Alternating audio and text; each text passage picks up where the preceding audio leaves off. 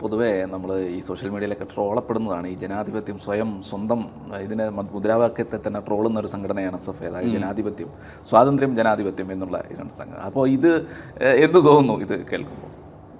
ഒരുപാട് മറ്റേ തൊണ്ട പൊട്ടണ പോലെ വലിയ പ്രാസമൊക്കെ ഒപ്പിച്ച് വിളിച്ചുകൊണ്ടിരുന്ന മുദ്രാവാക്യമാണ് സ്വാതന്ത്ര്യം, ജനാധിപത്യം, സോഷ്യലിസം സിന്ദാബാദ് എന്നുള്ള മുദ്രാവാക്യം. പക്ഷെ അത് ആ വിളിക്കുന്നവൻ കൊടുക്കുന്ന ആ ഒരു സൗണ്ട് മോഡുലേഷൻ്റെ ഭംഗിയല്ലാതെ അതിൻ്റെ അർത്ഥത്തോട് ഒരു രീതിയിലും മമതയോ കൂറോ ഇല്ലാത്തൊരു രാഷ്ട്രീയമാണ് SFIയുടെയും CPMൻ്റെയും. അവിടെ സ്വാതന്ത്ര്യമില്ല, അവിടെ ജനാധിപത്യമില്ല. കാരണം SFI എന്ന് പറയുന്നൊരു സ്വതന്ത്ര സംഘടനയല്ല. CPMന് വേണ്ട തലച്ചോറുകളെ വാർത്തെടുക്കുന്ന, CPMന് വേണ്ട രാഷ്ട്രീയ ശരീരങ്ങളെ ഉൽപ്പാദിപ്പിക്കുന്ന ഒരു കേന്ദ്രം മാത്രമാണ് SFI.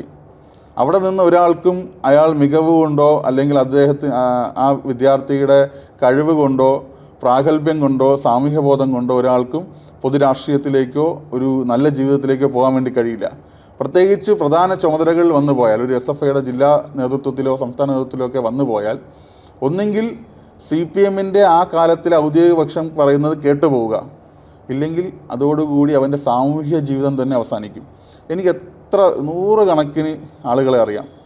SFIയുടെ പ്രധാന ചുമതലകളിൽ സംസ്ഥാന കമ്മിറ്റി മെമ്പർമാർ, ജില്ലാ ഭാരവാഹികൾ, സംസ്ഥാന ഭാരവാഹികളൊക്കെ ആയിരുന്ന കേന്ദ്ര നേതാക്കന്മാരായിരുന്ന ആളുകൾ ഇന്ന് ലണ്ടനിലും അമേരിക്കയിലും UAEയിലും ഒക്കെ CPMനെ ഏറ്റവും കൂടുതൽ വിമർശിച്ച് വിമർശിക്കുന്ന ഒരു ഹരമായി കണ്ട് ജീവിച്ചു പോകുന്ന ആൾക്കാരുണ്ട്. കാരണം അവരെ ഓട്ടിക്കും, നാട്ടിൽ നിൽക്കാൻ വേണ്ടി കഴിയില്ല. ചില ആളുകൾ ഇപ്പോൾ അതിൽ നിന്ന് ഓവർകം ചെയ്യാൻ വേണ്ടി കഴിവുള്ള ആളുകൾ, ആ സാഹചര്യത്തെ മറികടക്കാൻ കഴിവുള്ള ആളുകൾ നാട്ടിൽ നിൽക്കും. CPMനെ വെറുപ്പിച്ച് നമുക്ക് ഒരു സാമൂഹിക ഘടനയിൽ, കേരളത്തിൻ്റെ സാമൂഹിക ഘടനയിൽ CPMനെ വെറുപ്പിച്ച് നമുക്ക് നിൽക്കാൻ വേണ്ടി കഴിയില്ല എന്നൊരു അവസ്ഥ അവരുണ്ടാക്കും. കാരണം നമ്മുടെ സഹോദരങ്ങളെയും ബന്ധുക്കളെയും പോലും നമുക്കെതിരാക്കും, ഒരു വിലക്ക് ഉണ്ടാവും, നമ്മൾ ആക്രമിക്കപ്പെടും. അപ്പോൾ ഇതൊക്കെ പേടിച്ച് ഇവരൊക്കെ നാട് വിട്ടു പോയ ആളുകളുണ്ട്. പിന്നെ നാട് വിട്ടു പോയിട്ട് ഇവരാണ് ഏറ്റവും വലിയ വിരുദ്ധ ഇതായിട്ട് മാറുന്നത്. പക്ഷെ അവർക്ക് കേരളത്തിൽ നിന്നുകൊണ്ട് ആ വിരുദ്ധത പ്രകടിപ്പിക്കാനും പറ്റില്ല എന്നുള്ളതാണ്.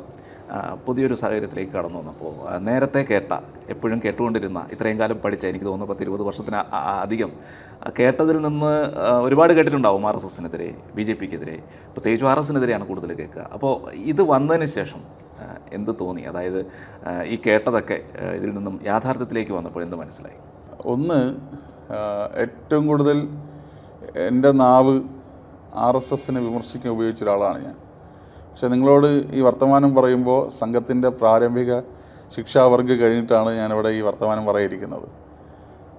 സംഘത്തെ വിമർശിക്കുന്ന എല്ലാവരോടും എനിക്ക് പറയാനുള്ളത്, അല്ലെങ്കിൽ ദേശീയ പ്രസ്ഥാനങ്ങളെ എതിർക്കുന്നവരോട് പറയാനുള്ളത്, നിങ്ങൾക്ക് സംഘത്തിനുള്ളിൽ വരാതെ ഇതിനെക്കുറിച്ചൊന്നും മനസ്സിലാവില്ല എന്നുള്ളതാണ്.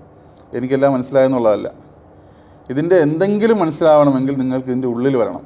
അല്ലാതെ പുറത്ത് നമ്മളെ വിമർശിക്കുന്നതായിട്ടോ പുറത്ത് പറയുന്നതായിട്ടോ പ്രചരിപ്പിക്കപ്പെടുന്നതുമായിട്ടോ RSSനോ ദേശീയ പ്രസ്ഥാനങ്ങൾക്ക് ഒരു ബന്ധവുമില്ല. അത് വെറും CPM ഉൽപ്പാദിപ്പിച്ച കെട്ടുകഥകൾ മാത്രമാണ്. അത് കോൺഗ്രസ് ഉൽപ്പാദിപ്പിച്ച കെട്ടുകഥകൾ മാത്രമാണ്. സംഘവും ഞാൻ മനസ്സിലാക്കിയിടത്തോളം സംഘം എന്ന് പറയുന്നൊരു സന്നദ്ധ പ്രവർത്തനമാണ്. സംഘം എന്ന് അത് പറയുന്ന പോലെ സ്വയം സേവനമാണ്. നാടിന് വേണ്ടി ഇപ്പോൾ എന്താ പറയുക, സംഘത്തെക്കുറിച്ച് നമ്മൾ പറയുന്നത് പോലെ സൂര്യൻ കർമ്മയോഗിയാണ്. കർമ്മയോഗിയായ സൂര്യൻ ഒരു ലാഭേച്ഛയുമില്ലാതെ മറ്റുള്ളവന് വേണ്ടി എരിഞ്ഞ് കൊണ്ടിരിക്കുന്നത് പോലെ, വെളിച്ചം കൊടുത്തിരിക്കുന്നത് പോലെ, ഊർജം കൊടുക്കുന്നത് പോലെ സമൂഹത്തിൻ്റെ വെളിച്ചമായി, ഊർജമായി സ്വയം എരിയാനാണ് എപ്പോഴും സംഘപ്രവർത്തകരോട് പറയുന്നത്, അല്ലെങ്കിൽ നമ്മുടെ പ്രിയപ്പെട്ടവരോട് പറയുന്നത്. അപ്പോൾ അതാണ് സംഘം ചെയ്തുകൊണ്ടിരിക്കുന്നത്. ഒരു സൂര്യൻ എങ്ങനെയാണോ സ്വയം എരിയുന്നത്, അതുപോലെ തന്നെയാണ് സംഘം ഈ സമാജത്തിന്, സമൂഹത്തിന്, വ്യക്തികൾക്ക് വേണ്ടി ഈ രാഷ്ട്രത്തിൽ, നമ്മുടെ ഭാരതത്തിൽ കത്തിജ്വലിച്ചു കൊണ്ടിരിക്കുന്നത് എന്നുള്ളതാണ് എൻ്റെ അനുഭവം.